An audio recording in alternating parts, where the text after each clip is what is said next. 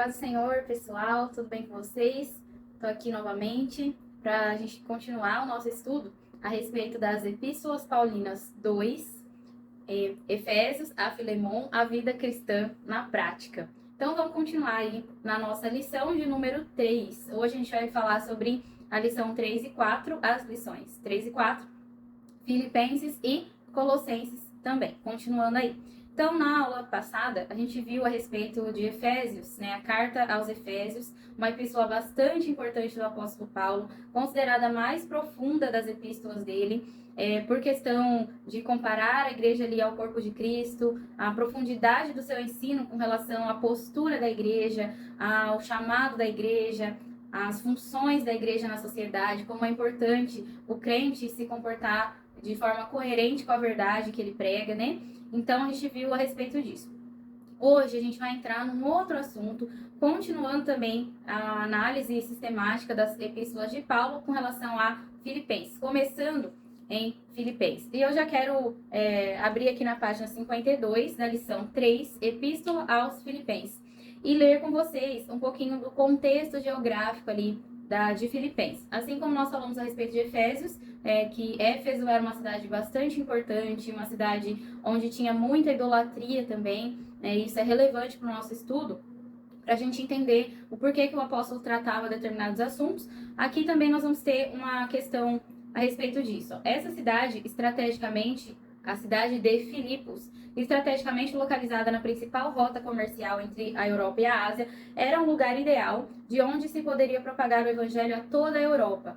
Paulo, a gente percebe, né, que ele tinha um sentido, uma intenção, quando ele abriu uma igreja, que essa igreja ficasse localizada em pontos estratégicos daquela região onde ele estava pregando o evangelho. E é interessante ver como o evangelho se propagou de forma mais eficiente, se propaga de modo mais eficiente quando a gente faz de forma organizada. A gente aprende também com isso, né, a respeito de evangelismo. Não é de qualquer jeito que a gente sai por aí falando do evangelho, né? A Bíblia ensina a gente pregar em tempo e fora de tempo, mas quando a gente faz isso com planejamento, com organização, a obra só tende a crescer, né? O Espírito Santo consegue agir de maneira mais eficaz, eficiente, né?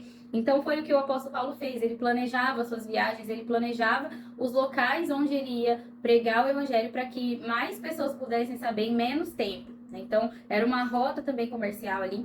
E numa reunião de oração ao ar livre em Filipos, Paulo encontrou Lídia, que se tornou a primeira pessoa convertida naquela cidade. A sua casa tornou-se a primeira igreja cristã na Europa. Então, olha que interessante, né? A igreja começou ali na casa de uma mulher que foi evangelizada pelo apóstolo Paulo, e a partir de então, muitas outras coisas aconteceram. A gente vai ver aqui através da leitura da carta aos Filipenses.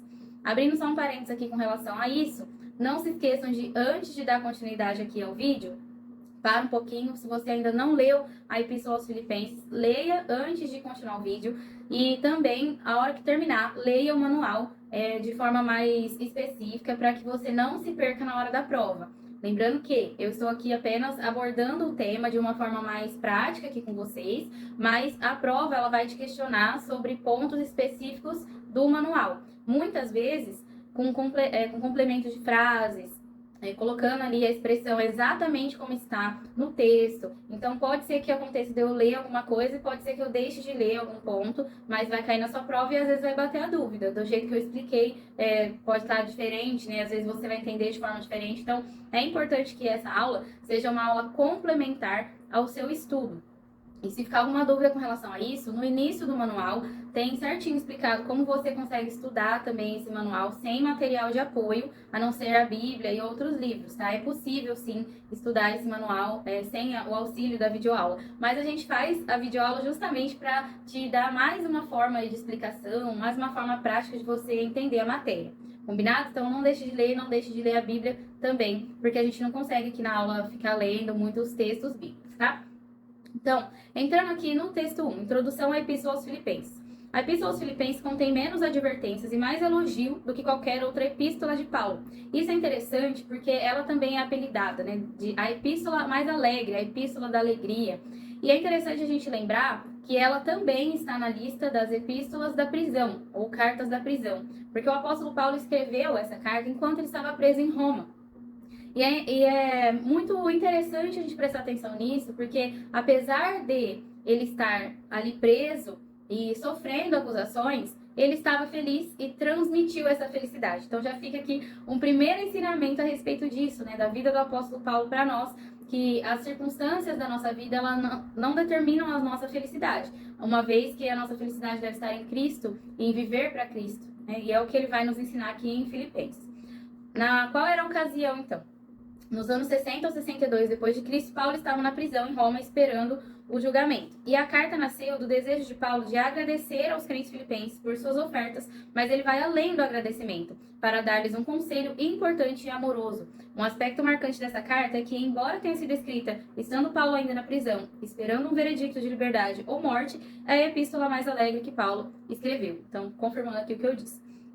O tema, então, da carta. Lembrando que todo livro da Bíblia tem um tema. E esse tema é o que dá o norte àquele assunto que ele está tratando ali. No caso de Filipenses, o tema é progresso e gozo na fé. Então, vamos gravar bem essa frase, tá? O tema de Filipenses é progresso e gozo na fé. Gozo aqui, traduzido por alegria, satisfação, contentamento. E isso na fé em Cristo Jesus, tá? Relativo à fé. E esse tema está no versículo 25 do capítulo 1. Esse desejo profundo de Paulo para os crentes filipenses se reflete por toda a carta, como nós vamos ver. E agora, explicando mais especificamente a respeito do progresso e gozo na fé, o que ele queria dizer com isso? O progresso tinha a ver com encorajar os filipenses a desenvolver uma fé pessoal que não dependesse da sua ajuda.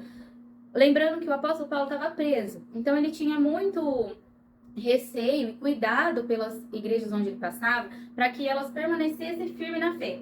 Mas muitos crentes ainda eram imaturos, novos convertidos, e tinham em Paulo uma esperança de um líder que orava por eles, um líder que buscava Deus por eles. E muitas vezes, sem querer, esses crentes transmitiam a fé deles para Paulo. E aí eles criam em Cristo. Mas sabe aquela pessoa que você confia, que você sabe que você pode contar? E muitas vezes você fica tão feliz de ter essa pessoa na sua vida. Assim era o apóstolo Paulo na vida daqueles irmãos. Mas ele precisava conscientizá-los de que ele não estaria ali para sempre.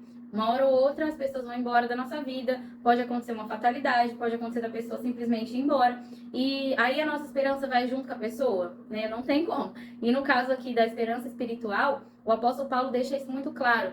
Gente, vocês precisam desenvolver a fé de vocês em Cristo. Eu posso ajudar vocês, mas essa ajuda tem limite. E a partir do momento que vocês amadurecerem na fé, vocês vão poder caminhar sozinhos aí nos ensinamentos da palavra de Deus. E ele lembra, então, que é necessário esse progresso na fé, ou seja, que a fé seja desenvolvida. Ele os lembra de que não terão vida espiritual pelas próprias forças. Um outro detalhe. Não é pelas próprias forças que nós temos o nosso desenvolvimento espiritual, mas é Deus quem desenvolve o nosso espírito, né? É Deus quem desenvolve o seu plano em nós. Só que depende da gente querer esse desenvolvimento, né? A nossa postura diante de Deus é que vai determinar o limite que nós damos para o Senhor na nossa vida. Então, o segundo ponto, alegria, né? Ou gozo na fé. Segunda palavra importante aí do tema. O que seria essa alegria? Alegria, a palavra grega para alegria aparece nessa pequena epístola 16 vezes. Ela é traduzida como gozo, regozijo, são sinônimos, mas a mensagem é uma. Alegria constante e profunda, especialmente em vista das circunstâncias sobre as quais Paulo escreve essa carta. Sua ênfase quanto à alegria é verdadeiramente marcante. Então, é uma alegria que realmente vem de um dom de Deus, de nós sentirmos mesmo diante das situações mais difíceis. É dessa alegria que ele está falando aqui na carta aos Filipenses. E com relação à fé, o objetivo da fé dos filipenses. Cristo, o objeto da fé dos filipenses, Cristo, é apresentado de 4 formas diferentes. Quais são elas? Ele é a sua vida, ele é o seu exemplo, ele é o seu alvo e a sua fortaleza. Tudo isso aí nos versículos 21 do capítulo 1, 5 do capítulo 2, 14 do capítulo 3 e 13 do capítulo 4 de Filipenses. Essas são as 4 maneiras que Cristo é apresentado a eles. E Paulo falando sobre si mesmo a respeito disso. Então, o que ele explicou? Cristo para ele era o viver. Cristo para ele era o exemplo. Cristo para ele era o alvo, o objetivo principal e também a sua fortaleza. O esboço da carta aos Filipenses também é apresentado aqui, né? Da mesma forma que foi apresentado o esboço de Efésios. Como que é um esboço, né? A gente simplificar em pontos específicos os assuntos tratados ali. Então, o esboço de Filipenses ele é dividido em 4 capítulos. Cada um deles fala sobre um aspecto. E quais são esses aspectos, né?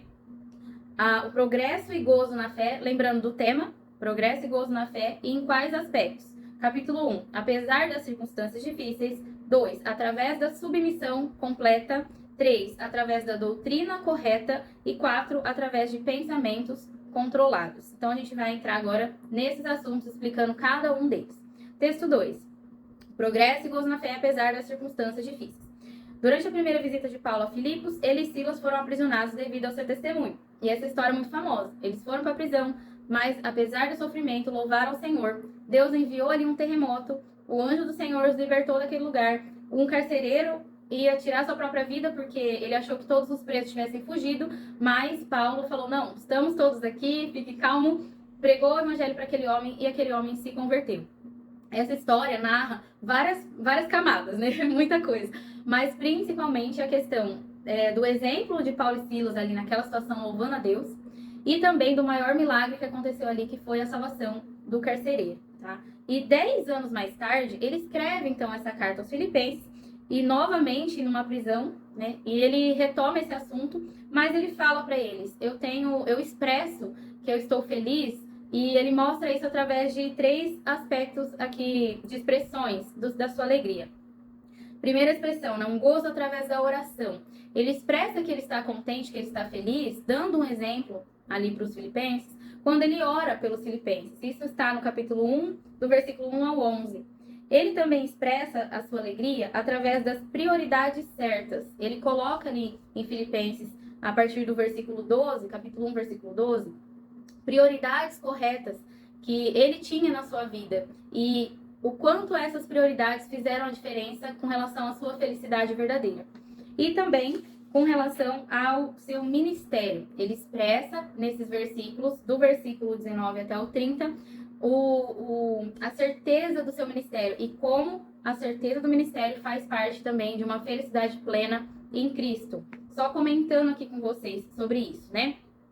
Na parte da oração, né? Paulo não estava contente com o presente estado da igreja, por isso orou para que os crentes continuassem a crescer e abundar mais e mais o seu amor no conhecimento do Senhor. Foi através da sua oração que ele pôde afastar o pensamento das suas próprias dificuldades e pensar nas lutas dos irmãos. Assim, encontrava alegria. Da mesma forma, nós podemos expressar nossa alegria diante de Deus e contentamento quando nós intercedemos por outra pessoa. Muitas vezes a gente vai estar passando por problemas, mas quando mesmo no meio do problema, eu intercedo pela vida de alguém, eu estou demonstrando no âmbito espiritual para o Senhor que eu sei que Ele pode resolver a minha causa, mas que eu espero que Ele resolva não só a minha, mas como a de outro também.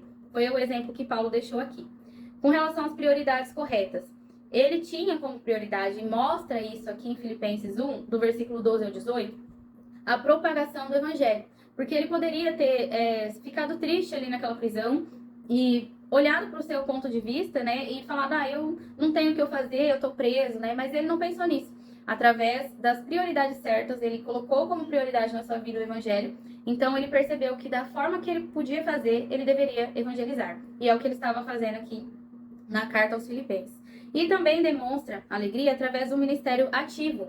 Nos últimos versículos do capítulo 1, vemos o forte desejo de Paulo de servir ao Senhor. E isso era para ele uma importante fonte de gozo. Então, ele ficava feliz em, mesmo sabendo das circunstâncias, ele ter firme o seu propósito, o seu ministério, cumprir o seu ministério, buscar por fazer a vontade de Deus.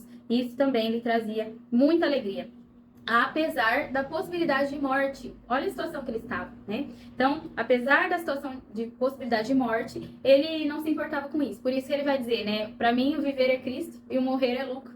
Porque realmente o que importava mais para ele era viver intensamente o seu ministério. Isso é um exemplo para nós também.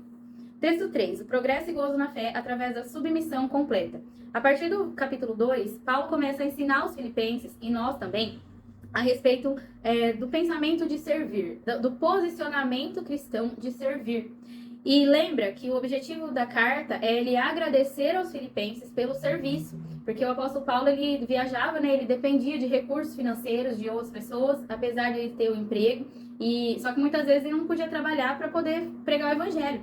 Então, as pessoas supriam a necessidade dele ali. Muitas vezes ele precisava de lugar para dormir, lugar para ficar. As pessoas também, com generosidade, supriam essas necessidades dele. E os filipenses foram pessoas essenciais no ministério de Paulo, nesse sentido. Então, ele agradece através dessa carta. E dentro desse contexto, ele ensina ainda mais sobre servir. O pensamento-chave de Filipenses 2 é servir, tá? O pensamento-chave do capítulo 2 de Filipenses é servir. Paulo inicia admoestando seus leitores a terem um espírito de servo. E esse mesmo espírito é o espírito que nós vemos em Cristo, o exemplo de Jesus, que não veio para ser servido. Ele mesmo falou isso, né? Eu não vim para ser servido, mas para servir. E o espírito de servo, o sentimento de servo, o princípio de servo, ele precisa estar muito claro no nosso coração, na nossa mente. Nós precisamos lembrar que as pessoas precisam ser servidas. E nós estamos aqui a serviço de Deus. As pessoas precisam receber o evangelho. E nós estamos aqui prontos a servir a Deus, compartilhando esse evangelho. Tá? O princípio de servo, então, é um exemplo também de Cristo. E aí, qual é, então, a aplicação para o crente? E só abrindo um parênteses aqui, gente. Tudo isso que eu estou falando está de acordo com o manual e também de acordo com a Bíblia. Então, é importante que você vá acompanhando aí na sua Bíblia o que fala o capítulo 2, tá? E lembre-se de ler. Leia a Bíblia para você ter a convicção disso que eu estou falando e do que o manual está trazendo aqui de assunto, ok? A aplicação para o crente, então. Assim como Deus exaltou Cristo, um dia ele também exaltará todo crente que viver uma vida de acordo com o princípio do servo. Por isso, Paulo admoesta os crentes a obedecerem e cooperarem com Deus no crescer na sua fé. Essa passagem tem causado dúvida a pessoas que não a interpretam corretamente. Por quê? Pegando esse ponto aqui, o que é crescer na fé? O que é desenvolver a salvação? Eu estou lendo aqui Filipenses capítulo 2, versículo 12 e 13. Na minha Bíblia fala um pouco diferente, que é NVT, Nova Versão Transformadora. Mas eu vou ler aqui no manual, que é a Bíblia mais comum. Assim, pois, amados meus, como sempre obedecestes, não só na minha presença, porém muito mais agora na minha ausência, desenvolvei a vossa salvação com temor e tremor. Porque Deus é quem efetua em vós tanto querer como realizar, segundo a sua boa vontade. O que ele quer dizer com desenvolver a salvação? Quando a gente fala salvação, lembra que ele mesmo em Romanos vai falar que o justo vive pela fé e ele é justificado no momento que ele se converte a Cristo. E Jesus falou, né? Quem crer e for batizado será salvo. E aquele que não crer já está condenado.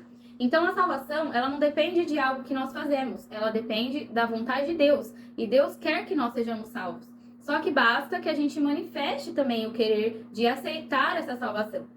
Então, uma pessoa ela é salva a partir do momento que ela crê.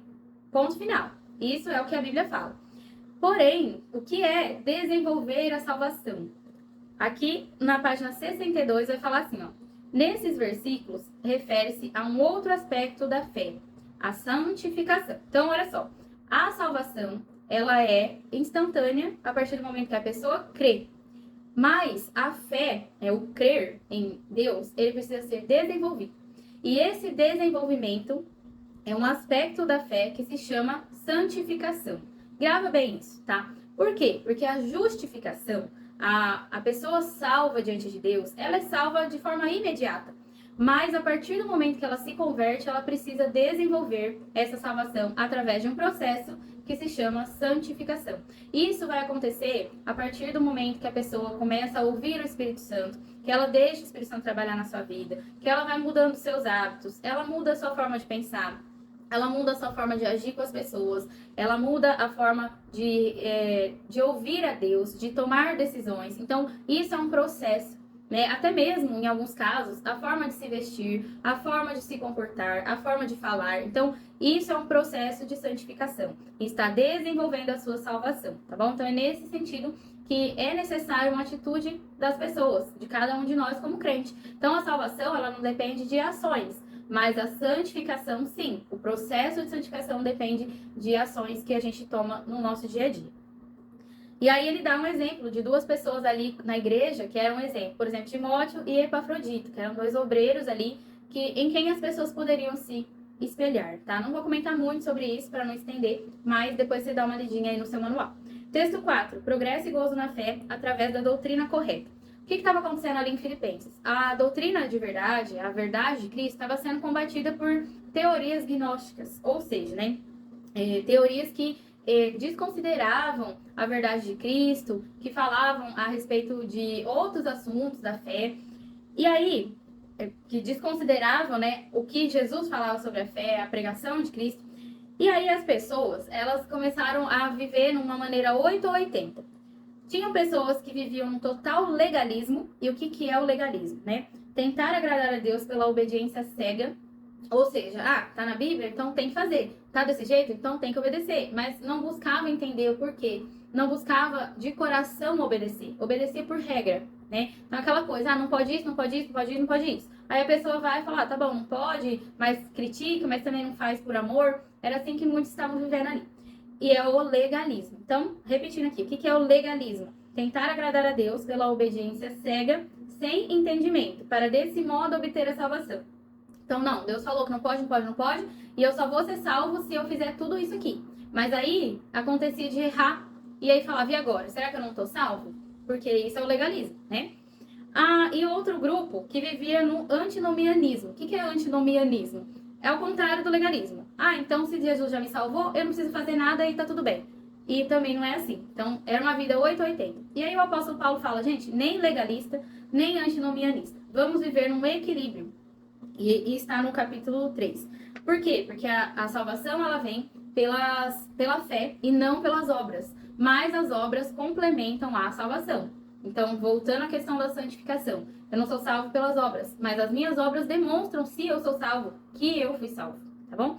Então, só esse pequeno comentário eu quero fazer aqui com relação a esse texto. Para resumir isso que eu falei do legalismo, na página 65 fala assim: em Cristo, o crente já é aceitável aos olhos de Deus. Então, em Cristo, ele já é aceitável. Ele não tem de lutar para ser perfeito segundo os padrões humanos, né, do homem, para ganhar o amor de Deus. Então, as pessoas boas, extremamente boas, se elas não se converter a Cristo, elas não estão ali, de alguma forma, diante de Deus, salvas, apesar de toda a bondade que elas têm. Porque a salvação não é pelas obras, é pela fé em Cristo Jesus. É claro que isso não significa que Paulo estava encorajando os crentes a viver de maneira libertina. Ao contrário, ele os encorajava a serem crentes maduros e viverem uma vida de obediência aos desejos de Deus, mas pelas motivações por um profundo amor a Deus, e não motivados por um profundo amor a Deus, e não pelo medo de perder a salvação. Então tem uma diferença grande da gente obedecer por amor ou da gente obedecer por medo. Que o nosso relacionamento com Deus cresça cada dia mais e nós possamos entender que a gente deve obedecer a Cristo por amor a Ele, não por medo de não ser salvo. E o antinomianismo, então, é a desculpa para pecar de forma deliberada. A graça já está aí, já está tudo bem, Jesus já veio, já nos salvou, e é isso. Vamos viver e aproveitar. E não é assim. A gente precisa ter uma vida condizente com a obediência à palavra de Deus. Texto 5. Progresso e gozo na fé através do pensamento controlado. E aí, o apóstolo Paulo, então, no capítulo 4, ele vem explicar como que eu vou colocar em prática todas essas questões. Como que eu vou colocar em prática ter alegria, apesar das circunstâncias. Como que eu vou ter alegria, aqui voltando, né? Como que eu vou progredir na fé sendo submisso? Como que eu vou conseguir ser submisso a Deus, ao meu próximo, ser servo das pessoas? Como que eu vou ter alegria em viver uma doutrina correta, em amar a Deus, em progredir no meu relacionamento com Deus para obedecer por amor? E ele fala que tudo isso vem de um pensamento correto. Ou seja, ele associa essas coisas ao pensamento controlado pelo Espírito Santo, né? O resultado de uma mente cristã disciplinada. Ali no finalzinho do texto 5, vai falar assim, aparentemente havia um problema geral de falta de união na igreja. Como Paulo também menciona no capítulo 1, 27 ao 32, do 1 ao 8. Nessa passagem, ele estabelece 2 pré-requisitos para restaurar a união entre os membros ali. Qual que é o primeiro? Ele afirma que deve haver uma restauração emocional. E segundo, que ele deve haver uma restauração mental. Então, primeiro, para a gente conseguir ser alegre, apesar das circunstâncias, servindo aos outros e também amar a Deus, né, e obedecer a Deus por amor, eu preciso primeiro restaurar o meu emocional. E como hoje, né, a gente fala muito sobre isso, inteligência emocional. Então, aqui o apóstolo Paulo já estava falando disso. Para o crente ter essa consciência de alegria, independente da situação, ele precisa ser inteligente emocionalmente. Ele precisa ter a convicção de quem ele é, da sua identidade, tanto pessoal quanto de filho de Deus, né, espiritual. Então, para que depois dessa restauração emocional, ele tenha uma restauração mental. E essa restauração mental é pelo Espírito Santo. O Espírito Santo vai regenerando. Então, por isso hoje, nós, graças a Deus, não temos preconceito com relação à busca por ajuda psicológica, psiquiátrica, dentro das situações da vida de cada um. E nós prezamos por isso, para que o Espírito Santo ele possa agir na minha vida, eu preciso estar emocionalmente bem, eu preciso estar emocionalmente saudável. Tá? Então, ele já falava sobre isso aqui. E o que é uma mente emocionalmente saudável? Se a gente for ler Filipenses 4, no versículo 8, ele fala, né? Por fim, irmãos, quero dizer só mais uma coisa. Concentrem-se em tudo que é verdadeiro, tudo que é nobre, tudo que é correto, tudo que é puro, que é amável, que é admirável. Pensem no que é excelente e digno de louvor. Então, essa é uma mente saudável. Uma mente que pensa em tudo que é puro, tudo que é amável, conforme o apóstolo Paulo nos orienta aí. Então, com isso, eu finalizo, então, a lição de número 3 e a gente vai passar agora para a lição de número 4. Lição de número 4, então, a Epístola aos Colossenses. Continuando aqui, o estudo das Epístolas Paulinas 2. Na página 75, a gente vai ter aí o esboço da lição, tá? O esboço da lição, ainda não é o esboço da carta. E aqui a gente vai ver quais são os textos que nós vamos estudar agora. Então, introdução, o louvor e a oração de Paulo, a apresentação da doutrina correta, ataque à falsa doutrina, aplicação da doutrina correta, exortações finais e saudação. Vocês perceberam que várias vezes fala doutrina, doutrina, doutrina? Por que isso? Porque a Epístola aos Colossenses, ela se complementa com a Epístola aos Efésios. Lembra que na outra aula eu comentei que enquanto a Epístola aos Efésios fala sobre a igreja como corpo de Cristo, agora em Colossenses ele traz uma consciência da igreja como o corpo e Cristo como a cabeça. Ele foca na questão de Cristo como a cabeça da igreja, tá? E qual era o contexto aqui? Colossenses e Efésios, como eu estou dizendo, né, são epístolas que se complementam. Efésios enfatiza a igreja como um corpo, enquanto Colossenses enfatiza Cristo como a cabeça desse corpo, tá? Lembrem-se disso. Qual era a ocasião, então? Elas foram escritas ao mesmo tempo, então provavelmente na mesma prisão, né, naquele momento que ele estava escrevendo a carta a Filipenses, Efésios, ele escreveu também a carta aos Colossenses e Filemão. E foram entregues, essas cartas também foram entregues pelo mesmo irmão, lembra que a gente falou dele em Efésios? Tíquico, esse irmão é de nome estranho, que levou essa carta para essas igrejas.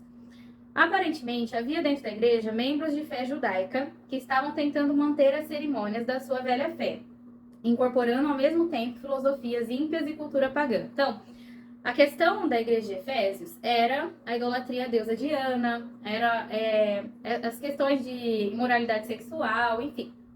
As questões da igreja de Filipenses eram com relação ao serviço, a importância de servir, foi uma carta, né, de agradecimento também, do apóstolo Paulo. Filipenses era uma cidade muito importante, muitas pessoas passavam por ali, então, um outro contexto. Agora, a carta aos Colossenses, ela vem para uma igreja que tinha um sério problema de mistura de crenças.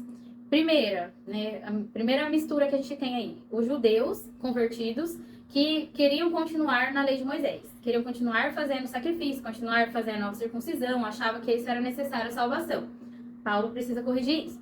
Segundo, relacionamento entre judeu e gentil, porque ainda tinha um conflito com relação a isso. Paulo também vem corrigir isso. E terceiro, e não menos importante, mas um ponto também essencial ali de problema, era a questão de filosofias erradas, filosofias além da cultura judaica, ou seja, da cultura grega na época. Então, assim, tinha uma mistura de conhecimentos. E esses conhecimentos, muitas vezes, acabam impedindo que a gente realmente conheça a verdade de Cristo.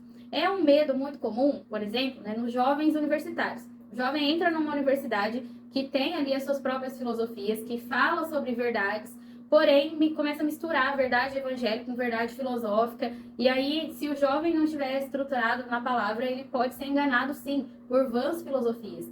E era o que estava acontecendo em Colossenses. Os crentes estavam sendo enganados por filosofias da época E o apóstolo Paulo, então, tem essa preocupação de corrigir esses crentes. E como que ele faz isso, a gente vai ver agora, tá? Então, esse era o contexto. Tema da carta. Mais uma vez, aqui a gente focando no tema da situação, né? O tema da Epístola aos Colossenses é a supremacia de Cristo. O que é ser supremo? É estar acima de algo. É estar além daquilo que... de um poder, né? Um poder acima de poderes. Então, Cristo, ele é supremo. Ele é melhor, ele é o superior, tá? Então, a supremacia de Cristo. A heresia do gnosticismo, e aqui é o nome dessa religião, dessa filosofia de vida que eles estavam tentando implantar na igreja, que estava crescendo em Colossos, ameaçava o fundamento da fé cristã, atacando Cristo e a salvação através dele. A heresia alegava que Cristo não era divino, então, primeiro ponto, Cristo não era Deus, e por isso a humanidade tinha de efetuar o trabalho da salvação por si própria, através do conhecimento de revelações especiais, observando certos rituais e adorando seres angélicos. Então, olha que perigoso, né? Eles estavam atacando ali o fundamento principal da fé cristã, que é crer em Cristo como Filho de Deus, como o próprio Deus encarnado, e estavam distorcendo essa verdade, dizendo que era necessário que crescem em anjos, que adorassem outros deuses, para complementar a sua salvação. Isso soa familiar, né? Parece uma religião que ainda hoje é muito difundida, é uma das maiores religiões que a gente tem atualmente e tem um pouco de base, sim, no gnosticismo. E a gente vai explicar um pouquinho mais sobre isso agora, tá? O esboço agora da Epístola aos Colossenses divide-se em duas sessões. A primeira sessão, doutrina, a segunda sessão, prática. Mais uma vez, né, o apóstolo Paulo no esquema que ele gostava de fazer. Primeiro ele ensinava, depois ele colocava em prática. Então, primeiro ele mostrava o que, depois como desenvolver aquilo. Na parte da doutrina, vai do capítulo 1 até o 2, ele apresenta a doutrina correta e ataca a falsa. Na parte dos capítulos 3 a 4, ele vai colocar em prática, né, aquela doutrina. Então, ele explica como aplicar e depois as exortações finais daquela igreja. Então, vamos ver a apresentação da doutrina correta já já. Primeiro, a gente vai aqui, texto 2, louvor e a oração de Paulo. Paulo inicia sua carta com agradecimento e louvor pela fé dos crentes em Colossenses. Ele fala do bom relatório que recebeu de Epáfras e declara que eles são parte do plano universal de Deus. E lembra-os de que o poder do evangelho atua no mundo todo, isso é, que o evangelho alcançou o poder mais do que a pequena cidade de Colossos. Então, ele aqui faz aquele tipo sanduíche, né, que a gente aprende na relação interpessoal, né, em questões de RH, essas coisas, a gente aprende recursos humanos, né. Quando a gente vai corrigir alguém, nós precisamos ter esse cuidado. E muitas vezes a melhor correção é estilo sanduíche. O que é estilo sanduíche? Primeiro eu elogio, depois eu falo do problema e depois eu termino com outro elogio. Então, o apóstolo Paulo fez isso também. Ele começa agradecendo pela fé, elogiando a postura deles como igreja, só que aí tem um problema que ele precisa tratar. E aí, como que ele trata esse problema? Ele começa a falar sobre os falsos mestres e tal, que ele põe esse pedido já na oração dele. Quando ele ora por essa igreja, ele registra ali essa questão. E está onde? Em versículo 9, Paulo compartilha o tema das suas orações por eles. Então, ó, e de pedir que transbordeis de pleno conhecimento da sua vontade em toda sabedoria e entendimento espiritual. Falsos mestres estavam levando alguns dos colossenses a duvidarem da sua salvação, dizendo que eles não tinham conhecimento especial necessário para prosseguir em direção à salvação completa. O crente não precisa procurar nenhuma outra revelação especial além daquela contida na Bíblia. Então, isso é muito importante que nós tenhamos em mente. Nós não precisamos de uma revelação angelical, de um pastor específico, ou de um apóstolo específico, ou de uma revelação genuína de Deus para se aproximar de Deus. Isso não existe. Mas estava sendo pregado essa realidade ali naquela igreja. Mas é uma mentira, né? Nós sabemos que apenas Cristo é o mediador entre Deus e os homens. E se eu estou em Cristo, eu tenho acesso a Deus. E se eu creio na Bíblia e observo a palavra de Deus, eu sou cheio do Espírito Santo, eu tenho o apoio do Senhor na minha vida, né? Então, não preciso de intermediários. E aí, a descrição de Paulo sobre a salvação. Ele começa a falar como que é a salvação, né? Que é algo imediato, completo. Que essa salvação que aconteceu na vida deles era genuína. Ou seja, ele estava confirmando, vocês são salvos, vocês não precisam de filosofias, vocês não precisam de estudos da palavra aprofundados de uma forma, de uma revelação extraordinária. Não, vocês são salvos. Então, e uma coisa também aqui, defendendo que a gente está fazendo aqui? Né? Estudando a palavra de Deus. Mas a gente está fazendo isso não é para ser salvo. Nós estamos estudando a palavra de Deus para aperfeiçoar a nossa salvação. Como a gente comentou a respeito do desenvolvimento da fé, que ele fala em Filipenses. Então, nós estamos aqui aperfeiçoando a nossa fé. E não nos salvando, porque a gente está estudando a palavra, entendeu? Nesse sentido que ele explica. Texto 3. Apresentação da doutrina correta. E aí ele vem e apresenta a doutrina correta, né? Ele fala sobre o gnosticismo, que olha só que interessante, né? Os gnósticos descreviam o seu Deus como tendo a plenitude de Deus. Então, eles entendiam que eles achavam que Deus não tinha nada a ver com o mundo ou com os homens, porque o mundo material foi um mal, né? O mundo era mau, as pessoas eram más, não tinha como Deus encarnar e desenvolver o seu plano de salvação, porque Deus estava lá longe, preocupado com as coisas dele, e nós estamos aqui pecadores e separados da realidade de Deus. Mas isso é totalmente uma mentira, né? Para o gnóstico, Cristo era uma das emanações da realidade, né? Ele não era considerado suficientemente alto para ser Deus, nem muito baixo para ser um corpo humano. Então, Cristo era um intermediário. Ele era um homem iluminado, mas ele não era Deus. Só que ele também não era um homem comum como a gente, porque ele conseguia suportar tentações, ele era extraordinário. Mas não é verdade, né? A Bíblia vai nos mostrar que ele tinha as mesmas fraquezas que nós, que ele suportou porque ele dependeu do Espírito Santo, da mesma maneira que nós devemos depender. E a divindade de Cristo sendo questionada, questiona-se tudo, né? Se eu questionar que Cristo era Deus, eu vou questionar que ele veio da Virgem, né? Que Maria era virgem quando teve Cristo. Eu vou questionar que ele morreu na cruz e foi suficiente para pagar meu pecado. Eu vou questionar que ele ressuscitou, porque como que ele ia se ressuscitar se ele não era Deus? Então, assim, acaba com qualquer tipo de fé que a gente possa ter em Cristo, né? Mas, o que acontece aqui? Essa passagem de Colossenses é uma das mais importantes defesas da divindade de Cristo em toda a Escritura. Paulo vem defendendo essa divindade. Em qual passagem? Né? Capítulo 1, versículo 15 a 19. Note como a descrição de Paulo é reafirmada em outras duas passagens importantes, que é João capítulo 1 e Hebreus capítulo 1. E é interessante a gente pensar nisso, porque nessa época que Paulo escreveu a carta, de forma paralela, João também estava escrevendo outras cartas, Pedro também estava escrevendo outras cartas. Então, as coisas estavam acontecendo na igreja. E aí, João talvez tenha tido acesso a essa carta e também tido essa revelação a respeito da divindade de Cristo. Por isso ele fala, né? E o verbo se fez carne, o verbo era Deus, estava com Deus. Toda essa revelação poética, o apóstolo Paulo também teve aqui. E assim também nós percebemos como a Bíblia é coerente, como que é o mesmo Espírito falando conosco, né? Então aqui o manual pontua, né? Revelação de Deus aos homens, coloca os versículos. Depois vocês podem conferir com mais calma, tá? Na página 83, eu quero falar aqui especificamente sobre plenitude. Por quê? Né? Porque o gnosticismo, que era a doutrina que estava combatendo o cristianismo ali em Colossenses, aos Colossenses, ele falava sobre essa plenitude divina. Jesus não era 100% Deus, nem 100% homem, mas nós vemos que ele é assim. E falando sobre isso, está no versículo 19, ele fala aqui, os gnósticos usavam o termo plenitude para descrever o seu Deus supremo e absoluto.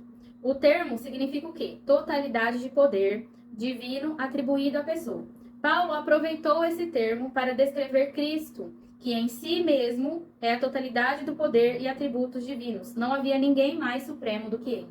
Então, Jesus ele tinha pleno poder. A questão é que ele abre mão desse poder por um tempo para viver totalmente dependente do Espírito Santo. E para quê? Para nos ensinar que nós também devemos viver totalmente submissos ao Espírito Santo, servos ali de Deus e dependentes do Espírito Santo. Então, Paulo explica muito bem sobre isso e ele também fala a respeito da humanidade de Cristo. Então, ele usa a palavra plenitude, que era usada pelos gnósticos para falar que o Deus deles era pleno, para Cristo. E eles também falam, gente, apesar, né, inclusive, né, nem apesar, né, mesmo que ele tenha sido, né, totalmente Deus, ele também era humano. Ele não foi um ser transcendental, ele era humano. O versículo 19 forma uma ponte de ligação entre a apresentação da divindade de Cristo e a apresentação da sua humanidade, demonstrando que Deus quis que nele residisse toda a plenitude e que ele se tornasse carne e sangue para reconciliar consigo os homens. Lembra da questão da remissão dos pecados? Eu precisava de algo que morresse no meu lugar para ser perdoada.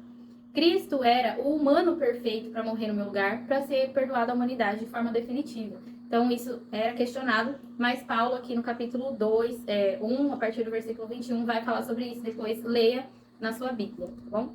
E a sabedoria de Cristo em nós. Então, por ele ter vencido a sua carne, ele ressuscitou, ele foi transformado, e hoje ele vive em nós, através da pessoa do Espírito Santo.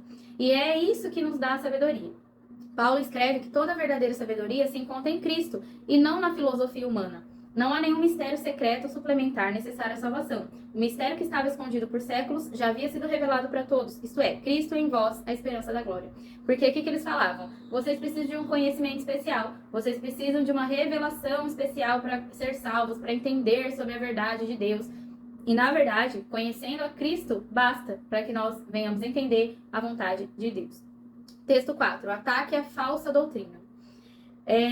Ele mostrou que ela era uma mentira, e aí ele mostra a partir de agora, do capítulo 2, versículo 8 a 23, como que a gente combate essa falsa doutrina. Primeiro, questão dos ritualismos, né? Eles estavam ali tentando voltar aos rituais. O que o apóstolo fala? Alguns judeus crentes davam mais importância à lei e afirmavam a necessidade da circuncisão para alcançar a salvação. Atitude essa que, na verdade, não passava de um ato simbólico.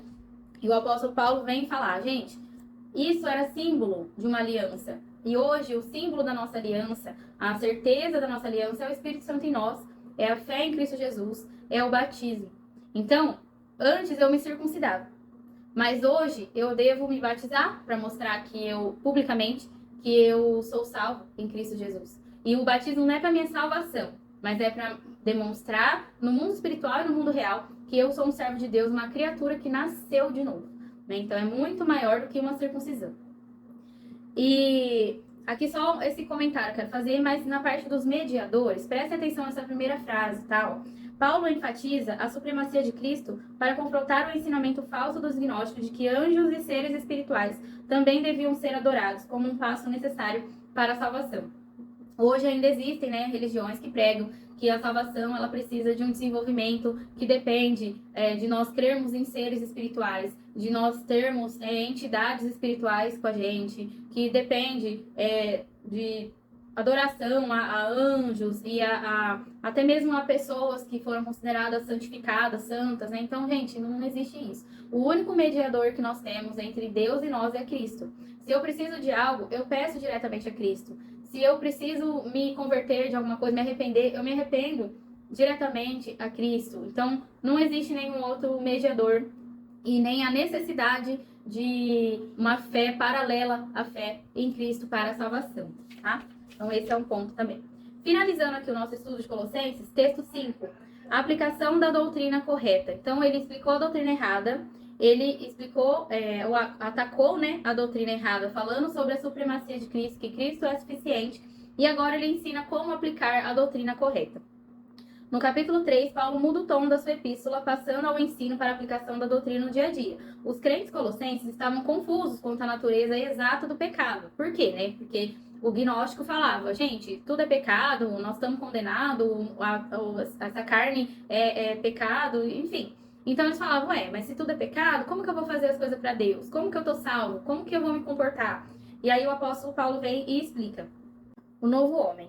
Paulo passa a argumentar sobre a natureza do pecado, descrevendo o crente como uma nova criatura, ou como alguém que morreu para o pecado, foi enterrado, escondido e ressuscitou para uma nova vida em Cristo. Lembra que eu comentei a respeito do batismo? O batismo, ele é esse símbolo de morte e ressurreição, da vida antiga para a vida nova, em Cristo. Por isso que nós cremos, né, que o batismo para a salvação, o batismo que confirma a salvação, não para a salvação, que confirma a salvação, é o batismo por imersão, porque não se enterra só a cabeça de uma pessoa, não se enterra só algumas partes do corpo, né? Se enterra a pessoa, o corpo. Então, o batismo por imersão é o símbolo que faz sentido com relação ao que a Bíblia fala sobre isso, né? Então, a partir daí, o novo homem, ele tem coisas para se despojar. Eu preciso me despojar de algumas coisas. Que coisas são essas? E ele coloca aí no versículo 5 a 9.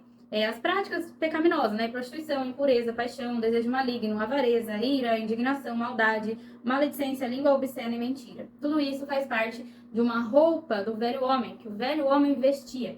Mas ele usa esse exemplo de roupa, né? Então, se eu me vestia de prostituição, impureza, a partir de agora eu vou me vestir de outras coisas. Porque a Bíblia, ela não se preocupa, Deus, ele não se preocupa só em falar pra gente o que a gente não pode fazer, mas ele também nos ensina o que nós devemos fazer. E o que nós devemos fazer, né? Atitudes da nova criatura.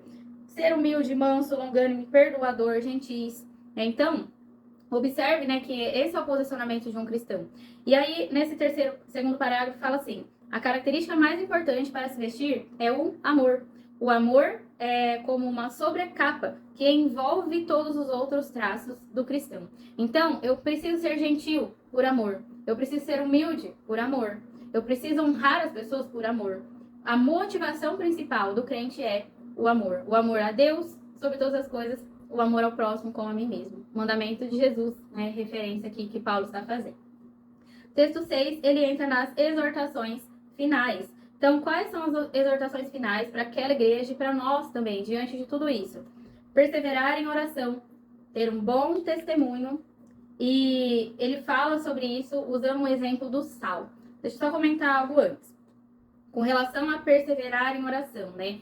Mais uma vez, ele cita: permaneça em oração, ora em todo tempo. Então, é importante que o crente mantenha uma vida de oração regular. Mas isso não quer dizer que eu vou ficar o tempo todo orando, ajoelhado, né? Mas que eu vou viver orando a Deus em espírito, buscando a orientação de Deus nas minhas decisões, agradecendo a Deus por aquilo que eu tenho, agradecendo a Deus em atitudes também, que são orações. Então, a oração, ao falar sobre oração, Paulo sente-se movido a pedir à igreja que ore por ele. Então, intercedendo uns pelos outros também é uma forma de adoração a Deus através da oração. Ter um bom testemunho. Aqui ele fala a respeito da coerência que a gente tem que ter na hora do evangelismo pessoal. Então, eu preciso evangelizar uma pessoa e com a minha vida, o meu testemunho de vida, de forma clara, de forma sábia, de forma constante e graciosa. Então, grava essas palavrinhas. Ó. Evangelismo pessoal deve ser feito claramente, sabiamente, constantemente, graciosamente. Tá? E, por fim, ele usa o exemplo do sal para falar, ilustrar a forma agradável de falar do crente. Então, que o seu falar seja temperado. Em algumas traduções fala temperado como sal. Porque se o sal ele cai muito na comida, fica salgada, indigerível, né? Horrível.